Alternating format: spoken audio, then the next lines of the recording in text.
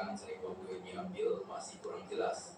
Namun banyak orang beranggapan bahwa Salib yang 4 mengambil sering waktu pada tahun 2001, menjadikannya prequel dari Salib yang ketiga.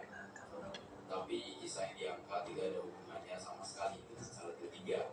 Jadi tanpa berlama-lama lagi, ini dia kisah dari Salib 4. Jeruk.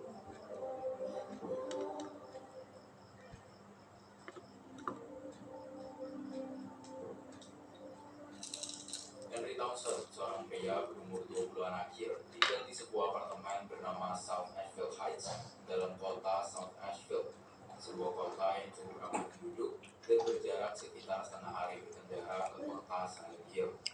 Dia menyadari ketiadaan Henry, namun memilih untuk tidak menghiraukannya. Bahkan pengelola apartemen tersebut bernama Frank Sunderland, yaitu ayah James Sunderland yang tidak lain adalah protagonis utama dalam game Silent Hill 2, tidak bisa membuka ruang kamar 302. Satu-satunya penghuni apartemen yang prihatin dengan ketiadaan Henry hanyalah Eileen David, tetangga Henry di ruang 303. Namun, Henry hanya bisa melihat Eileen dari lubang pengintip pintu dan lubang di dinding yang langsung mengarah ke ruang 303. Melalui lubang ini, Henry mengetahui bahwa Eileen menghabiskan kebanyakan waktunya di ruang apartemen sebelum kemudian berencana untuk pergi menghadiri pesta temannya. Setelah 5 hari terkurung dalam ruang 302, Henry menemukan sebuah lubang di dalam kamar mandi yang tampak cukup misterius. Dengan hanya berbekal sebuah pipa baja, ia mengambil resiko memasuki lubang tersebut.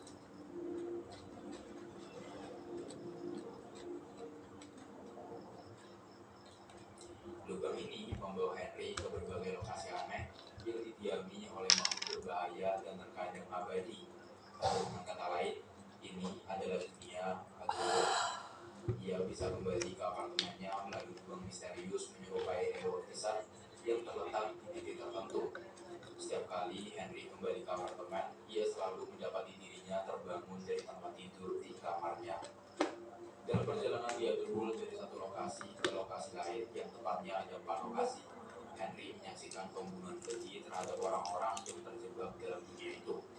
Beberapa korban yang disaksikannya adalah Cynthia Velasquez, Jasper Gate, Andrew DeSalvo, dan Richard Crabtree. Setiap korban ini selalu meninggalkan sebuah motif angka yang terukir di tubuh mereka secara berurutan. Cynthia terukir angka 16121, Jasper 17121, Andrew 18121, dan Richard 19121. Keempat korban ini juga ditemukan tewas dengan kondisi yang sama persis di dunia nyata.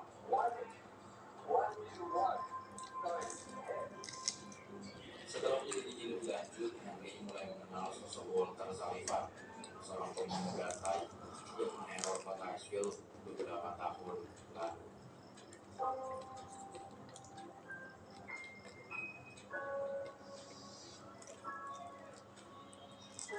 Walter Sullivan, dikenal sebagai serial killer di kota Asheville, telah membunuh 10 orang dengan cara-cara brutal dan meninggalkan motif yang cukup unik pada tubuh korban. Ke-10 tubuh korban yang ditemukan polisi tidak lagi memiliki jantung dan terdapat ukiran angka di bagian tertentu. Angka itu bisa diurutkan dari 01121 sampai 10121. Anehnya, tidak ada satupun sidik jari yang berhasil ditemukan di TKP. Kasus ini kemudian dikenal sebagai Walter Sullivan Case karena selain angka, nama Walter Sullivan juga terukir di tubuh korban. Setelah melakukan pengejaran selama berhari-hari, akhirnya polisi berhasil mengamankan Walter. Namun 4 hari kemudian, Walter ditemukan tewas dalam selnya akibat pendarahan di bagian leher. Rupanya, Walter melakukan bunuh diri dengan menusukkan sendok logam ke lehernya sedalam 2 inci. Bagaimanapun juga, 3 tahun setelah kematian Walter, polisi kembali menemukan korban pembunuhan dengan modus operandi yang sangat mirip dengan Walter. Terdapat ukiran angka 12121 di tubuh korban, namun tidak ada nama Walter Sullivan yang terukir, dan jantung korban masih berada dalam tempatnya. Melihat ini, polisi menetapkan kasus tersebut sebagai Walter Sullivan Case ronde kedua dan berasumsi bahwa pembunuhnya adalah orang lain yang hanya ingin menggantikan Walter atau copycat-nya.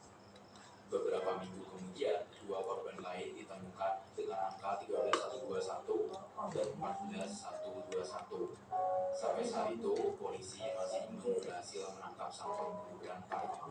Berbeda dengan asumsi polisi, seorang jurnalis bernama Joseph Schreiber memiliki teori tersendiri mengenai Walter Sullivan case.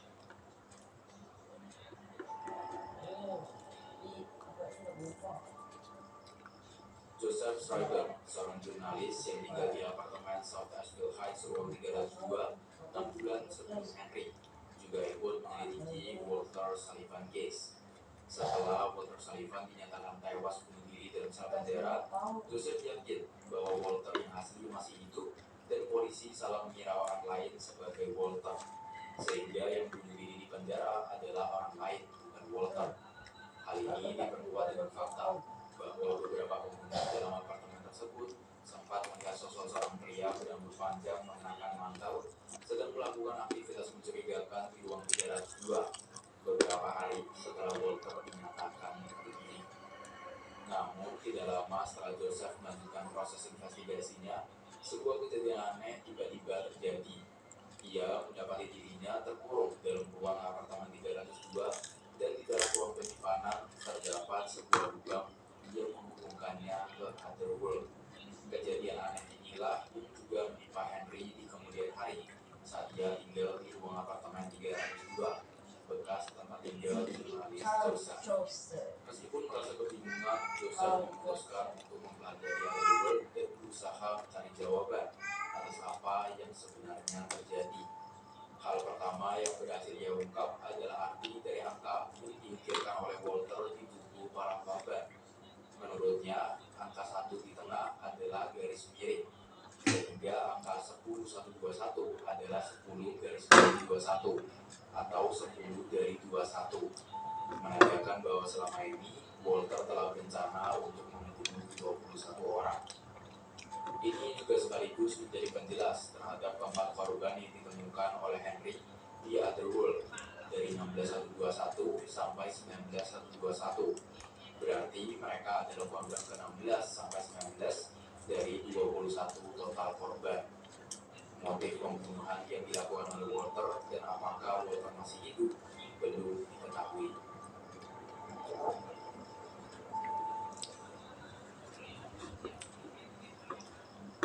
Setelah mengetahui sedikit informasi mengenai Walter Sullivan dengan mengitari 4 lokasi Otherworld, sampailah Henry di Otherworld lokasi kelima, yaitu Otherworld dari apartemen